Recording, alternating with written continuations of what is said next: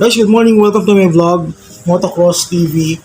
So, ang i-review natin ngayon, gamit o gimat na i-review natin ngayon is itong pandakakang itim o banawog sa Bisaya. So, ano ba itong banawog o pandakakang itim? So, ang pandakakang itim ay pinaniniwalaang pantaboy ng mga malas, panlaban sa kulam, sa mga itim na elemento, mga spiritong ligaw, ganyan. So, yung nakikita nyo ngayon, ito na yung pinaka-finished product na. So, ito ginagamit to pang ipit sa mga pasyente para mapalayas yung spiritong namiminsala sa may bandang paa, daliri sa paa, yan, ibang manggagamot. Ginagamit din to pang-detect, ginaganyan sa kamay, daliri pala. Yan.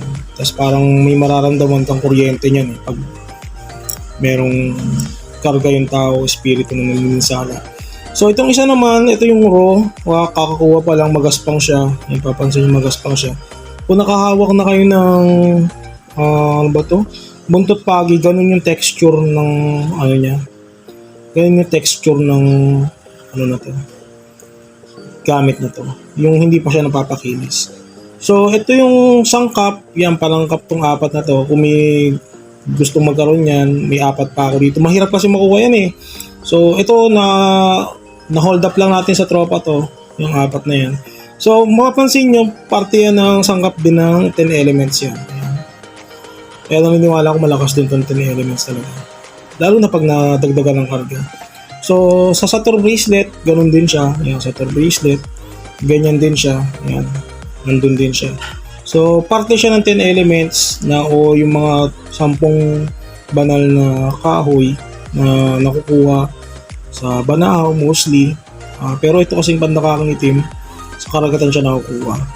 So, kung may mga katanungan kayo tungkol sa pandakakang itim o banawog, pa-drop na lang sa comment section. Tsaka, again guys, hindi nga pala ako nagbebenta.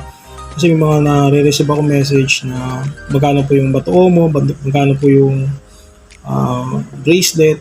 So, pwede rin kayo mag-check sa FB o marketplace sa mga sellers niyan. Pero kasi po dito sa page namin ni Hepeng Agimat, tsaka ako, Motocross TV, hindi po kami nagbebenta ng anumang gamit o agimat. Lahat po yun binibigay po namin yan. Tsaka yung binibigay po namin, tinitest muna namin. So, sa next vlog ko makikita nyo kung paano tinitest, kung yung isang gamit ba talaga gumagana o hindi. So, yan din yung gagamitin nyo na pang-check. Kunyari, nakabili kayo ng gamit. So, ganyan din yung gagamitin nyo pang-check kung nabili nyo ba gamit na fake o gamit na gumagana talaga, yung may karga talaga. So, watch for my next vlog. Parating na yun, mga after ilang oras, ano ko na rin siya, upload ko na rin siya. So guys, sana maintindihan ng mga ilang subscribers natin, hindi lahat mabibigyan. So, pero since naka-subscribe kayo, naka-follow kayo sa YouTube, sa FB, naka-subscribe sa YouTube ko, basta may dumadating tayong mga gamit, pinapamigay talaga natin lahat yun, ipopost natin sa FB. Kaya maganda kasi naka-follow kayo sa FB, kasi makikita nyo ron kung yung pangalan nyo ba nandun. Tapos ipipm nyo na lang ako saan nyo siya pwedeng i-claim. Disclaimer, kami ni Hepeng Agimat, binibigay lang namin yung gamit, hindi namin sagot yung shipping fee. Kung malapit kayo dito sa area namin, might as well mag-meet up na lang tayo, bibigay ko na lang yung pero kung malayo, may mga pating Bisaya, medyo malayo kasi yan eh. So, mahal ang shipping fee dyan. O kaya yung medyo malayo-layo, Bisaya, Mindanao. Pero lahat po ng gamit na ipamimigay natin dito, free po siya talaga. Wala po kayong babayaran, walang mga hidden charges o kaya lahat yan, pamigay lang yan. Shipping fee lang talaga ng sagot niya. So again guys, salamat sa mga sumuporta, new subscribers. Thank you.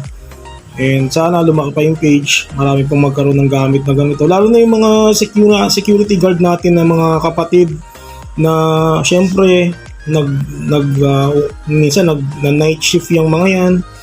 May mga binabantayan silang mga lugar na alam mo na medyo may mga junjun, may mga elementong lalo na yun sa mga building na mga building na malalaki, maraming mga floors, mga hindi natin may iwasan. Meron tayong mga tropang dyan, Junjun. So, yan talaga, pina-priority natin yung mga yan. So guys, salamat. Again, this is Motocross TV. Keep on watching my upcoming vlogs. Pati kay Hepe Nagimat, yan, sobrang lodi natin yan. Legit, wala rin talagang maiaano dyan eh. Talagang hanggat kaya namin ilapit sa inyo yung gamit, ibibigay talaga namin yan. Kahit medyo mahal yung gas ngayon, okay lang, basta mabigyan lang kayo. Salamat guys, peace out. Thank you.